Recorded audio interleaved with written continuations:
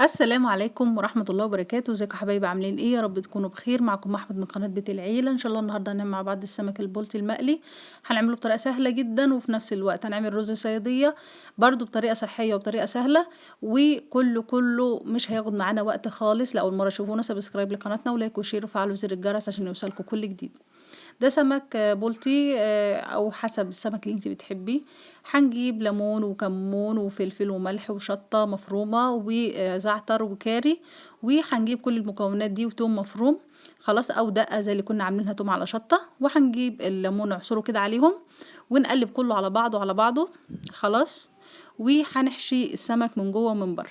انا حتى كمان رشه كاري كركم صغيره بتديله لون حلو، يعني لون جميل كده، ايه، ذهبي وحلو. مش مكتره كل حاجه رشه يا جماعه، مفيش نص ولا معلقه، كل حاجه رشه بسيطه. ما عدا الشطه انا حاطه حوالي معلقه صغيره علشان خاطر هي حاميه جدا حراقه، فانا مش مكتره منها عشان الولاد. خلاص، وابتدي كده اتبل السمك كويس جدا خلاص.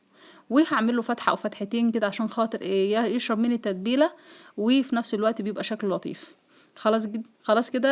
الموضوع سهل ومفيهوش اي حاجه، وتتبيله سهله جدا ومتوفره. وطبعا انا بعتمد التتبيله دي على طول في السمك، حتى المقلي حتى المشوي بعتمد انا التتبيله دي، وبحبها جدا وبتخلي السمك بصراحه تحفه.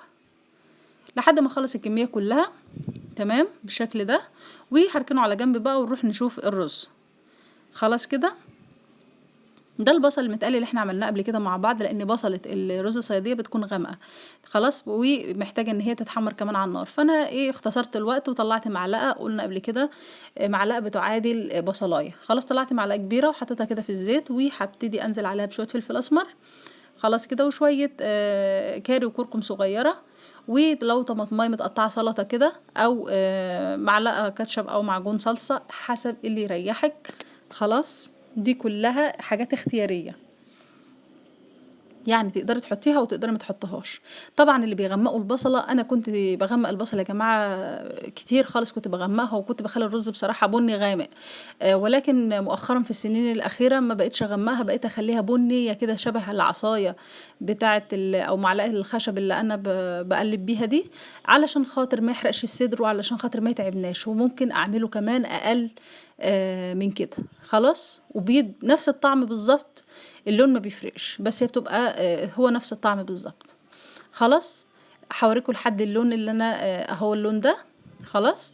وابتدي انزل بكوبايه ميه واسيبها كده تغلي، وبعدين اروح اغسل الرز، وبعدين نيجي نكمل نشوف هنعمل ايه. مش هحط الميه كلها كامله، هحط حوالي يعني كوبايه او اكتر، وهسيبه كده يغلي. وبعدين هاجي اسقط الرز، وبعدين هكمل بقى الميه بتاعته فوقيه كده بالشكل ده، واحط الملح بتاعه خلاص، واغطي عليه لحد ما يغلي ويبتدي يشرب ميته، وبعدين اوطي عليه زي اي رز عادي. واللون بتاعه هيبقى جميل وفي نفس الوقت صحي. بالنسبة بقى لتبدير السمك، الناس اللي بتتضايق ان توسخ ايديها او كده، ده كيس ممكن تحط عليه السمكة كده وما توسخيش ايديك ولا اي حاجة، وتنفضي بالكيس خلاص، او تحطي في طبق عادي. اغلفه كويس كده واسيبه لحد ما يعرق بالشكل ده. او لو مستعجل عليه وجاي تقيل على طول، ممكن تحطيه في شويه ميه زي كده، واحده من الجنب ده ومن الجنب ده، حاجه خفيفه خالص، وتيجي حطاه في الزيت. دي الخطوه دي مهمه جدا، بتخليهولك مقرمش وفي نفس الوقت ما يحمرش جامد، ويفضل ايه، ذهبي واصفر وحلو زي ما انت عايزه. ودي ايه كمان، ممكن تحط عليه شويه نشا، معلقه نشا صغيره برضو بتخليهولك جميل. او اللي عندها دقيق ذره ممكن تحمر بيه بدل الدقيق اللي هو العادي. ليه؟ ان دقيق الذره فيه نشا، وفي نفس الوقت بيدي طعم حلو وقرمشه جميله للسمك.